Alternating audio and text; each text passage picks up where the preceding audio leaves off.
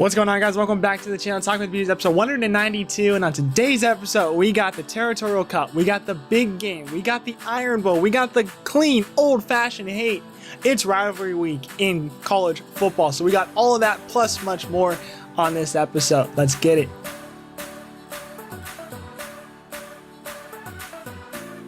So starting off this one in college football, Florida State announced that Mike Norvell will be returning to the school for another season. Norvell has not looked good the last 2 years. Florida State has not won a ACC road game in over 2 years now. It is not a good look. Is Florida State happy about this? Doesn't seem like it. I like Mike Norvell. I like giving him another chance here at Florida State, but he's really on thin ice with the school and the fan base.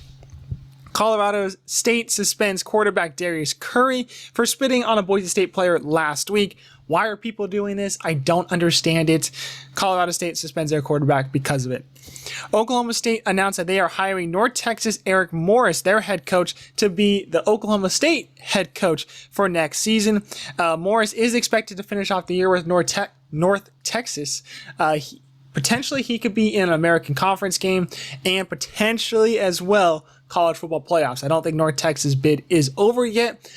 Tulane does have that spot right now as the highest group of 5 team, and they're also in the American Conference. So if North Texas beats Tulane in the American Conference game, if that is what's going to be happening for the American Conference game, maybe North Texas gets into the playoff. All right, let's head to the scores from Week 13. Number 15, USC lost number 7, Oregon 27-42. Number 22, Missouri lost to number 8, Oklahoma 6-17. Syracuse gets squashed by number 9, Notre Dame 70-7. We've seen this before during rivalry week. Notre Dame, Jeremiah Love, I think is the clear Heisman winner this upcoming season. But everybody loves putting the quarterback on a pedestal. In my opinion, I think Jeremiah Love, without him, Notre Dame is not even close to a playoff spot. They're 9-2 right now going into the final week against Stanford. I think Jeremiah Love goes off again, puts another stamp to his name of best player in college football. Number 11, BYU beat Cincinnati 26-14. Kansas State chokes against number 12, Utah 47-51. A huge performance from Kansas State. The defense ended up costing them in that one, giving up 51 points to Utah. Pitt beat number 16 Georgia Tech, spoils Georgia Tech's season as a whole, 42-28 victory for Pitt. Georgia Tech needed a win to get in the ACC title game. I think as of right now, there's still a path, but they need a lot of things to happen for Tech to get in. Tech was my ride or die for this year. I thought they were going to be the underdog all the way in. I've been rooting for them all season long. Now it's to the point where they're playing very bad football. I do not think it is looking very good for Georgia Tech. They're going to go to a good bowl game, but if you're not in the playoffs, it really doesn't even matter right now. So, tough loss for Georgia Tech. Number 20, Tennessee beat Florida 31-11, their first win at the Swamp since 2003. Number 21, Illinois lost to Wisconsin on the road 27-10. TCU wins on a missed field goal by number 23, Houston 17-14. Number 24, Tulane beat Temple 37-13, keeping their playoff hopes alive. Arizona State, 25th ranked, beat Colorado on the road 42-17. Raleek Brown, 255 rush yards, 2 touchdowns, an 88-yard touchdown run as well in that game. Third most in one game for Arizona State history. And it puts them over the 1,000 mark as well for the year. Arizona State now, they're in a tough situation. They obviously have to win this upcoming Friday in their rivalry game against Arizona. But to make the Big 12 title game, obviously they have to win, but they also have to hope for one or two things. Either BYU's lose to UCF, which seems very unlikely. BYU's at home. UCF is not good. BYU's looking really good. Or an even harder one to get through, Texas Tech lose to West Virginia and Utah lose to Kansas. So not a good situation, but ASU just go out and win. Let the football gods help us out on Saturday. Minnesota lost to Northwestern after trying to tie it up with the last-second field goal. They lose 38-35. Louisville lose to SMU 38-6. Washington State lose a close one to James Madison 24-20. I think James Madison still could be in the playoffs, just nobody is talking about him. The committee just does not seem to like James Madison at all. UConn beat Florida Atlantic 48-45, back-to-back 9-win seasons. For UConn, it's the first time ever in their franchise or in their program history. They unfortunately will be losing, though, their head coach, Jim Mora, to Colorado State. He will be the new head coach next season. Stanford beat Cal at home 31-10. They regained the axe. Cal announced that they fired head coach Justin Wilcox right after that game, so that's a tough look for them. Week 14, we had a couple games happen between, I think, Tuesday and Thursday. The only game I want to talk about, Bowling Green, UMass, 45-14 win for Bowling Green. That means UMass finishes out the season 0-12. They'll be the only team in FBS level to do this. Their first first season since the 2020 shortened season and the first full winless season ever in program history. They were outscored 463 to 133 on minus 330 differential of scoring. Over the past 7 years, they've been 8-68. Over the last 14 years, 26 and 134 at the FBS level. They've never won more than 4 games at one season, and they've had 7 head coaches since 2012. Should they move down to the FCS level, I would figure it's got to be circling. UMass has been really bad. Everybody knows UMass is pretty damn bad. But if you go to UMass and you play for that football team, you're playing at a D1 level. That's got to mean something to you. The bad thing is you're always going to be losing if you go down to UMass. So what's next for the Minutemen? I don't really know. I'd figure they're going to have to be talking about potentially moving down to the FCS level at some point. All right, let's into the top 25 and the CFP bracket. We'll start off with the rankings. 1 through 5 did not change. Ohio State at 1, Indiana at 2, A&M at 3, Georgia at 4, Texas Tech at 5. Oregon gets a plus 1 to 6 and swaps with Ole Miss. That drops down to 7. Oklahoma State's put at 8, Notre Dame at 9, Alabama at 10, BYU at 11. Miami gets a plus 1 to 12, Utah drops 1 to 13, Vanderbilt stays put at 14. Michigan gets plus 3 to 15. Texas gets plus 1 to 16. USC drops 2 to 17. Virginia and Tennessee both get a plus 1 to 18-19. ASU jumps up 5 to 20. SMU goes from unranked to 21. Pitt goes from unranked to 22. Georgia Tech drops 7 to 23. Tulane stays put at 24. And U of A goes from unranked to 25. The teams that drop out were Illinois from 21, Missouri from 22, Houston from 23. Now, looking at the bracket now, really nothing has changed outside of the fact that Oregon gets now the 6th seed and Ole Miss gets the 7th seed. So Oregon would be facing Miami. Ole Miss would be facing Alabama. The other 2 games would be Texas Tech, Tulane, Notre Dame, Oklahoma. Now, looking at the bracket, again, I do not think Miami is making the playoffs. They are just a placeholder for the ACC title winner. Miami needs a lot of things to happen to make it into that game.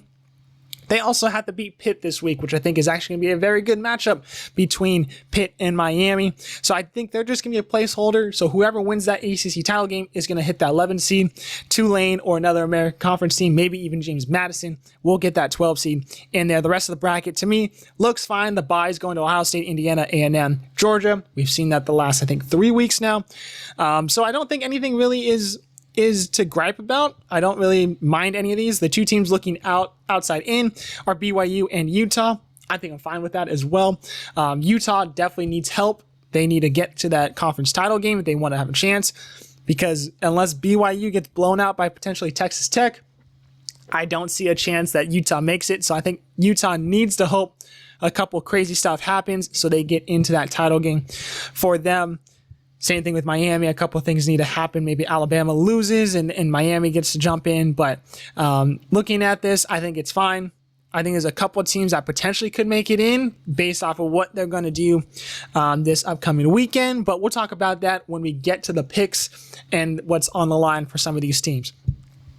Let's head to the underdog picks now. Last week, I had Nebraska plus 9.5. I thought that was going to be a really close game between Penn State. I was totally wrong. They get blown out 37-10 against Penn State. So this upcoming week, the last week, I'm at 34 points. Not a good season for me underdog picks. Last year, I think I got around 80 or 90 points. This year, big drop off. what will help me get back into some positive points here. I got Pitt plus 6.5 at home against Miami. A lot on the line for both teams. Miami has to win to potentially get themselves in the playoffs. Pitt, on the other hand, has to win to make a potential look into the ACC championship game and give themselves some sort of playoff hopes. For them, they have to win the ACC championship game. For Miami, they have to win this and hope some other things happen to leapfrog into the playoff bracket as an at-large bid, because I do not think they're making the ACC title game. I think Pitt has a better chance to make it in, but Pitt has to also hope a couple teams lose. It's a lot to ask for the last week here. But regardless, that is my underdog pick. Pitt plus 6.5 versus Miami. Now let's head to the game picks for the weekend. Rivalry weekend, we got a lot of games to pick, a lot of storylines here. Ole Miss versus Mississippi State. That's on Friday in the morning. I got Mississippi State in this one. I think based off the fact that they're at home, which is a tough place to play at.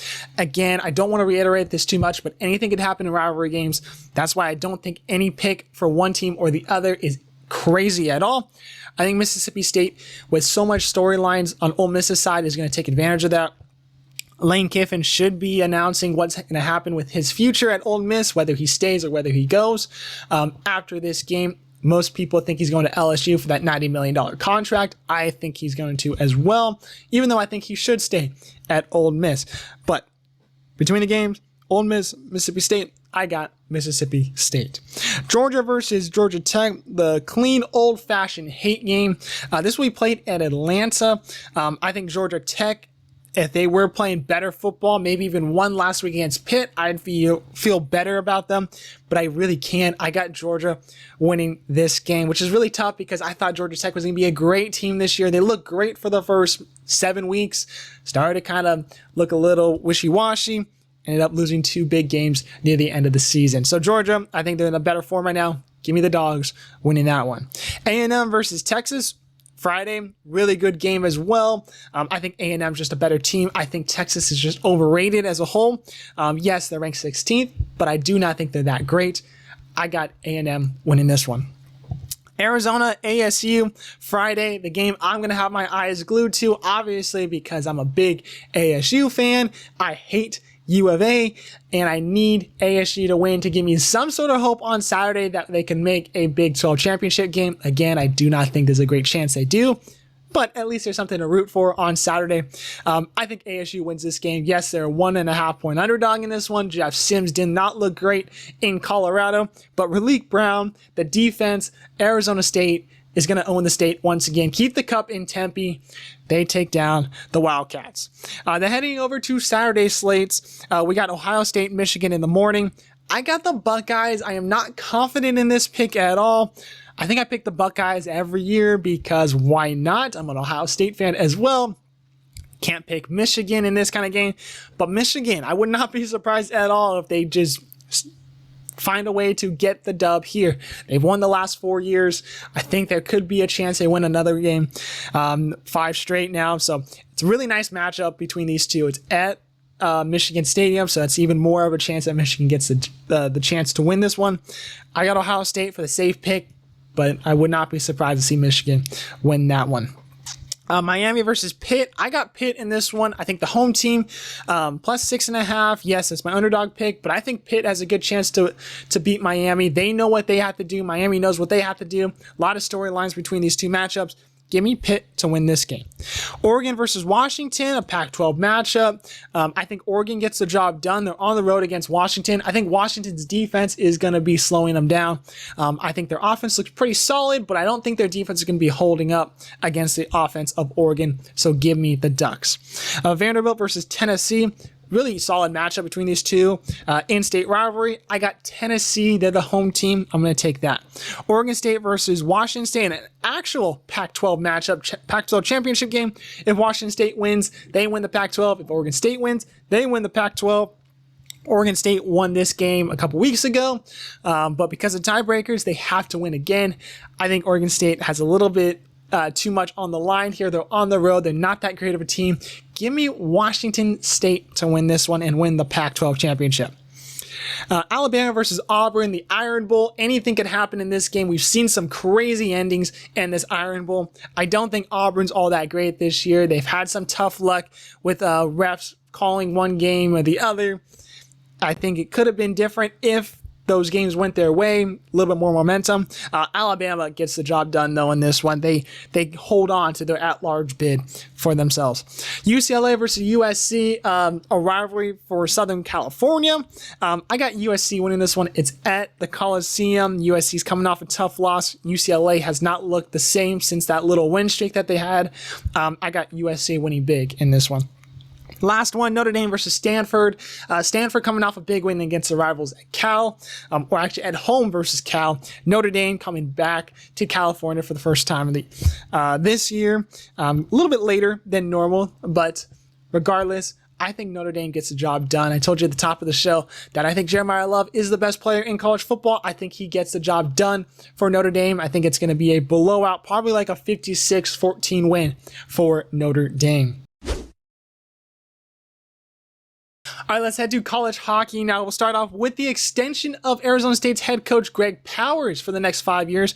That contract will end after the 2030 season. Arizona State has been pretty damn good the last couple seasons with Greg Powers. This year, not too great, but putting up some good performances here and there. Consistency is going to be the key for this team this upcoming year.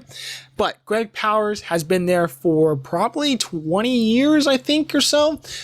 He was there when the team was a club team. He transferred over to the D1 squad head coach when they got pushed up. So great movements from Greg Powers. He's been there since the program started. I think this is a great extension here. Keep the tradition alive of having Greg Powers as your head coach. I honestly could see this guy staying at Arizona State till he wants to retire. I doubt that he'll get fired anytime soon. Obviously, performance is key, but Greg Powers extended for 5 more years through 2030. Now let's head to the score lines from November 20th to 22nd. We're starting off with Thursday. Number 18, UMass beat number 16, Providence 2-1. Then heading to Friday, number 11, Maine lost number 15, Boston College 7-3. Number 19, Boston University lost to number 12, Northeastern 3-2. Number 20, Union loses number 17, Cornell 2-1. Number 5, Penn State loses to unranked Minnesota 3-2. Number 8, Wisconsin beat number 1, Michigan State 5-4. Heading to Saturday slate, New Hampshire beats number 10, UConn 4-3. Number 11, Maine beat number 15, Boston College 3-0. Number 12, Northeastern lose in overtime to number 19, Boston University 4-3. Number 16, Providence beat number 18, UMass 5-1. Number 3, Denver lose in overtime to Arizona State 3-2. Number 8, Wisconsin beat number 1, Michigan State in overtime 2-1. And number 4, Minnesota Duluth lose to Colorado College 2-1. With that being said, here's the new top 20 for the upcoming weekend. Michigan is your new number 1. They jump up 1-1. Personally, my number 1 as well. Number 2, Wisconsin jumps up 6. Michigan State drops 2-3. Denver drops 1-4. Minnesota Duluth drops 1-5. North Dakota and Western Michigan stay put at 6 and 7. Quinnipiac gets +1 to 8. Penn State drops 4 to 9. Dartmouth gets +3 to 10. Maine and Northeastern stay put at 11 and 12. Number 13, UConn, they drop 3. Minnesota State and Boston College stay put at 14-15. Cornell gets +1 to 16. Providence drops 1 to 17. Harvard goes from unranked to 18. UMass drops 1 to 19. Boston University drops 1 to 20. The team to drop out this week was Union from 20. Other receiving votes: Colorado College, Union, Ohio State, Bemidji State, and Holy Cross. Games to watch this weekend, only 2 slates really to watch. Number 18 Harvard hosts number 1 Michigan, and number 20 Boston University versus number 16 Cornell. All right, guys, that will do it for this episode. Thank you guys for listening and watching. 192 episodes in the books. If you guys noticed, the intro is different. I got flagged a couple times for using the intro music, which 100% is on me. So new intro music. We'll see if this one sticks. If it have problems with it, I will go to a new song. So hopefully the intro music and intro is a little bit better, different. It's not too bad. But we appreciate you guys so much. Have an awesome Rivalry weekend, and we'll see you guys next week.